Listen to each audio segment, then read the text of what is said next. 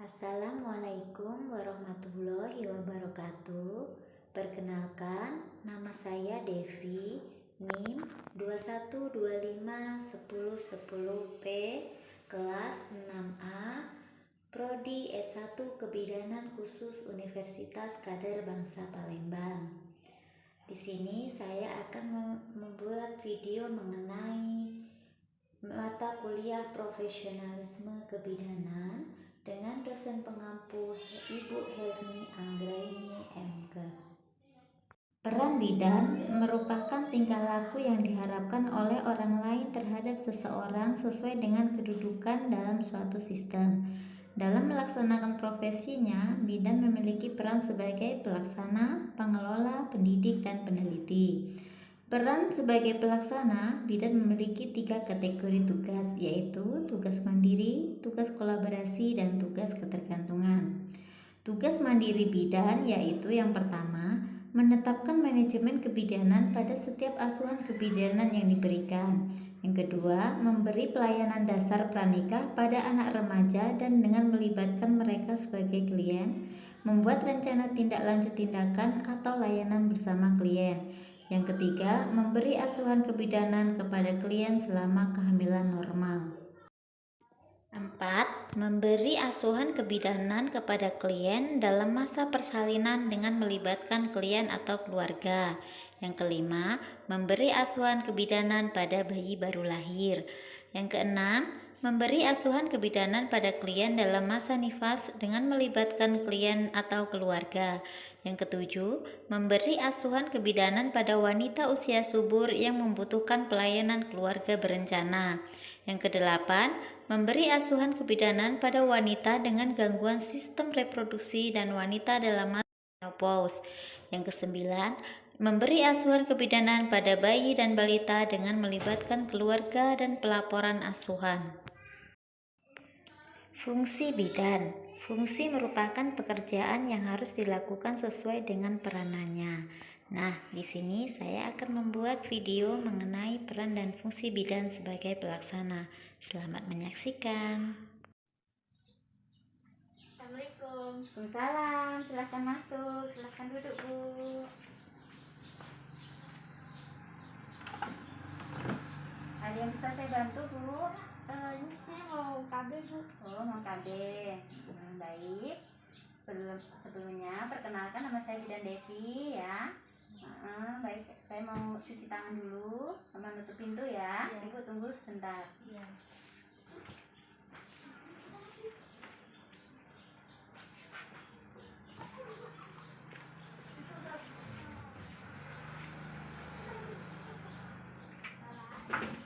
Kesini sendiri, Bu? Sendiri. Suaminya kemana? Suaminya kerja. Oh, kerja ya. Kerja di mana, Bu? Di Tangerang. Jauh ya. Iya.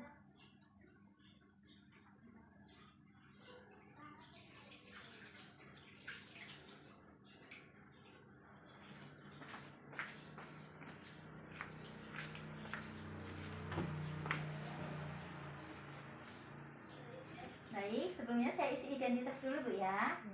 Namanya siapa, Bu? Dewi. Dewi. Umurnya berapa tahun? 22. 22 tahun ya. Pekerjaannya apa, Bu? Ibu rumah tangga. Ibu rumah tangga. Alamatnya di mana? Desa Donaharjo. Donaharjo ya. Suaminya, Bu, namanya siapa? Gusti. Siapa? Gusti. Gusti. Umurnya berapa? 23. 23. Masih muda ya. Iya. Pekerjaannya apa? Karyawan swasta. Karyawan swasta ya. Jadi ini kerjanya di Tangerang suaminya. Iya. Ada nomor HP, Bu, yang bisa dihubungi? Ada. Berapa? 0812 0812 174 174 74 5946. 5946. Baik. Ibu datang ke sini tujuannya apa? Mau KB. Oh, mau KB. Oh iya, saya jelasin ya, Bu ya. Anaknya ini baru kunjungan yang pertama ya? Anaknya udah berapa? 1. Oh, 1. Umurnya berapa? Baru 1 bulan. Oh, baru 1 bulan. Masih menyusui, Bu ya? Masih menyusui. Baik, Bu. Jadi akan saya saya jelaskan ya, ada beberapa macam metode kontrasepsi ya. Ada yang kontrasepsi alami. Kontrasepsi alami itu ada kondom ibu ya, ada mal. Mal itu metode aminorelaksasi. Kalau ibu menyusui ASI eksklusif bisa pakai metode mal ini ibu ya. Ada terus metode kalender. Metode kalender itu pakai apa itu tanggal bu. Jadi apa setiap siklus menstruasi ibu dilingkarin. Jadi nanti ada siklus panjang, ada siklus pendek ya. Kemudian juga ada senggama terputus. Senggama terputus itu kalau berhubungan sudah klimaks itu mau keluar dikeluarin di luar gitu ya. Terus ada yang kontrasepsi hormonal. Kontrasepsi hormonal itu ada pil ya. Terus ada KB suntik itu ada 2 bu, ada yang 1 bulan, ada yang 3 bulan. Terus ada yang implan ya. Ada yang AKDR itu IUD bu, spiral kalau orang itunya ya. Jadi ibu mau pakai kontrasepsi yang mana? Implan. Yang implan. Kenapa bu mau pakai implan? Karena dia jangka waktunya panjang. Oh panjang ya, biar nggak repot ya bolak-balik. Oh baik, saya jelaskan bu ya. Apa itu implan bu ya? Jadi implan itu bu batang plastik berukuran kecil ya bu, masing-masing seukuran batang korek api yang melepaskan progestin dan menyerupai hormon progesteron alami di tubuh wanita. Seperti ini bu bentuknya ya. Ini implan. Jadi implannya itu di dalam sini bu, di sini ada 2. Jadi jenis implan itu ada 2 bu, ada yang 1, ada yang 1 batang, ada yang 2 batang gitu ya. Yang 2 batang itu mengandung levonorgestrel, jadi efektif selama 3-4 tahun gitu ya. Terus kalau yang 1 batang itu bu, kalau yang 1 batang itu ada 1 bu ya isinya ya. Jadi dia mengandung etenogestrel, efektif sampai dengan 3 tahun penggunaan. Jadi sama ya bu ya, mau 1 mau 2 bisa jadi 3 tahun ya. Terus mekanisme kerjanya itu bu menghambat pelepasan telur dari ovarium ya. Terus juga mengentalkan lendir serviks sehingga menghambat bertemunya sperma dan sel telur. Jadi KB itu ada efek sampingnya juga bu ya. Jadi efek sampingnya itu yang pertama itu bisa terjadi perubahan pola menstruasi. Jadi nanti ibu setelah pemasangan bisa jadi menstruasinya tidak teratur. Kadang lebih pendek siklusnya, kadang panjang, kadang malah ada yang tidak menstruasi ya. Terus sakit kepala, pusing kayak gitu ya. Terus nyeri perut, ada yang timbul jerawat juga ya. Ada perubahan berat badan, ada yang berat badannya itu naik, tapi ada juga yang tutup, ada yang ideal gitu ya. Nyeri payudara. Terus ada perubahan suasana hati, terus kadang kita itu agak emosi dikit gitu ya. Terus mual, ada mual juga ya. Jadi ada manfaat selain tadi efek sampingnya, implan juga ada manfaatnya ibu ya. Yang pertama itu membantu mencegah risiko kehamilan ya, termasuk kehamilan ektopik. Ya kehamilan ektopik itu di luar rahim bu. Yang kedua itu penyakit radang panggul ya, jadi menghambat penyakit radang panggul. Yang ketiga mungkin bisa membantu mencegah anemia defisiensi besi ya. Terus ada juga komplikasinya bu, biasanya nanti setelah pemasangan itu ada yang infeksi, terus nyeri, nanti ada biru-biru ya. Terus yang bisa menggunakan implan itu bu telah atau belum memiliki anak. Punya anak boleh masang implan, belum punya anak juga boleh kalau mau menunda kehamilan ya. Terus yang kedua itu semua usia boleh, jadi ibu boleh ya, tadi umurnya 22 tahun ya. Jadi sudah boleh, umur lebih dari 40 tahun tuh juga boleh pakai implan. Yang ketiga baru saja mengalami aborsi atau keguguran. Terus yang keempat itu sedang menyusui seperti ibu sekarang ini, berarti boleh menggunakan KB implan ibu. Jadi tidak mengganggu produksi ASI ya. Jadi masih tetap bisa memberikan ASI kepada anaknya. Kalau bisa eksklusif ya. Kan kasih ASI eksklusif bu, apa disambung? Enggak, ASI ASI ya. Terus bisa apa pada penderita anemia juga bisa dilakukan pemasangan implan Bu ya.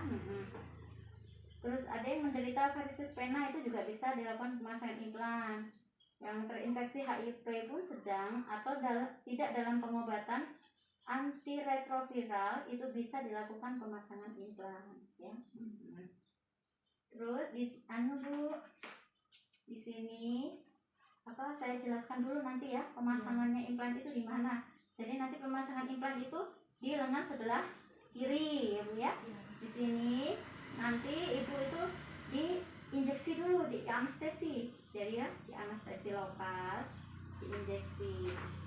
Jadi baru nanti dipasang, agak sakit sedikit Bu ya. Sudah di anestesi itu dipasang implan itu ya, sudah dipasang implan, sudah itu selesai, nanti kita tutup. Nah, apakah ibu sudah jelas? Apa ada yang mau ditanyakan? Tidak. Sebelumnya maaf ibu, saya kasih info konsen dulu ya, surat persetujuan kalau ibu memang mau menggunakan KB implan. Ibu bisa tanda tangan di sini ya. Nanti bisa dijelaskan dengan suaminya ibu ya, karena suaminya nggak ikut, nanti ibu bisa jelasin ke suaminya ya. Mari Bu, sebelumnya saya siapin alat, ibu istirahat, timbang dulu Bu.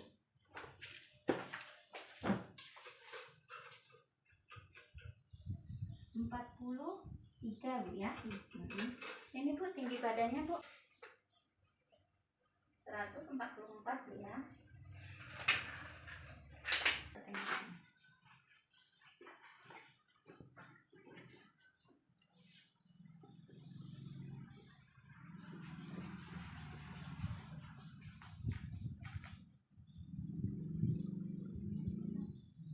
Hasilnya bagus ya Bu ya, 110/70.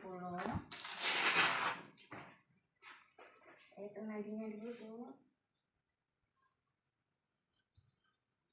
Normal ya, 80 kali per menit. Maaf Ibu ya, pernapasan dulu ya. Ya, normal 22 kali per menit. Sudah saya siapin alat dulu Bu ya.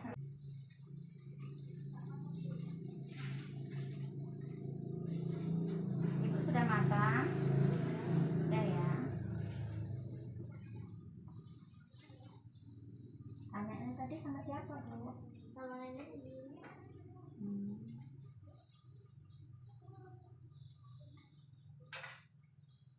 Bu, di ini dulu ya. Di anestesi dulu ya.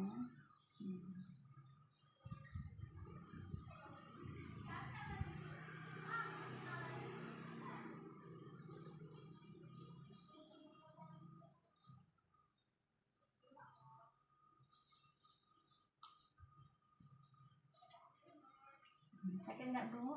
Enggak.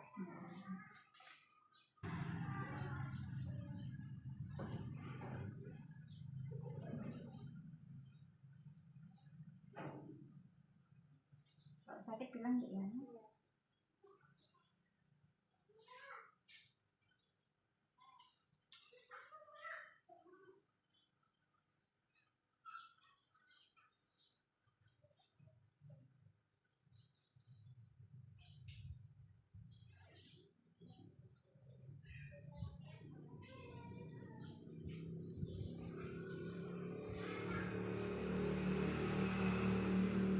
Tap Mbak, tap Mbak.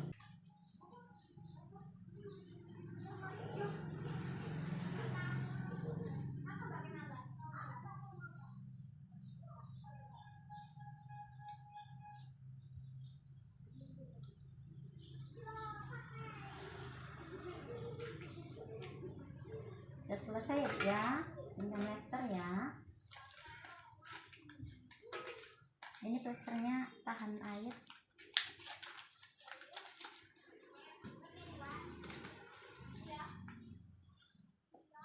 Nanti ibu kerjanya jangan angkat-angkat berat dulu ya, karena ini baru pemasangan.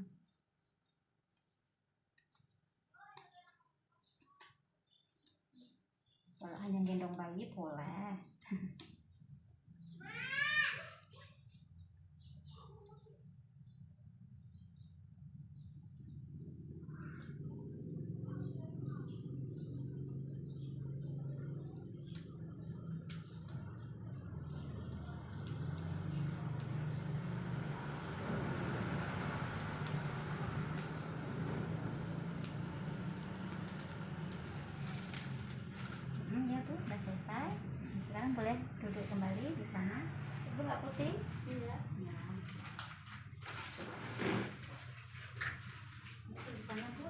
saya beresin alat ya. Nanti kita ketemu lagi.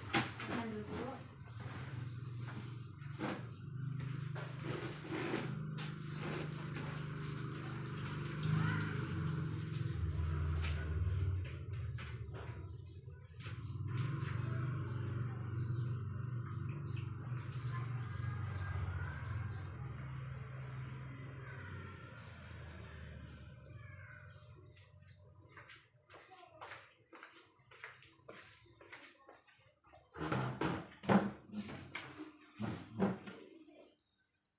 Nanti ini Bu ya, saya kasih obat untuk menghilangkan rasa nyerinya Bu ya.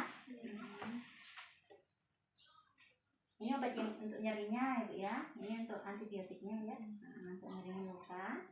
Sama ini ada kartu kunjungan Bu ya.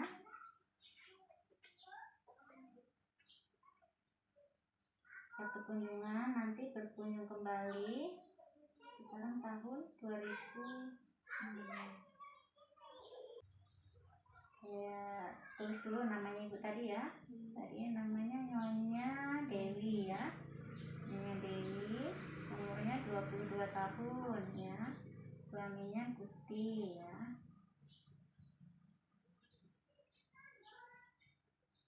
Jadi ibu kembalinya nanti waktu mau lepas implannya ibu ya, tanggal 11 bulan 3 tahun 2024 ya. Nanti kalau ada keluhan atau apa ada terjadi, ibu bisa berkunjung kembali ya. Misalnya nggak nyaman terjadi sesuatu, ibu ada apa-apa gitu, berkunjung kembali ke sini Bu ya. Dan ini kartunya disimpan ya Bu ya. Nanti suatu waktu bisa datang lagi kalau untuk mau pas jadwal untuk lepas implannya ya. Ini. Terima kasih ya Bu ya.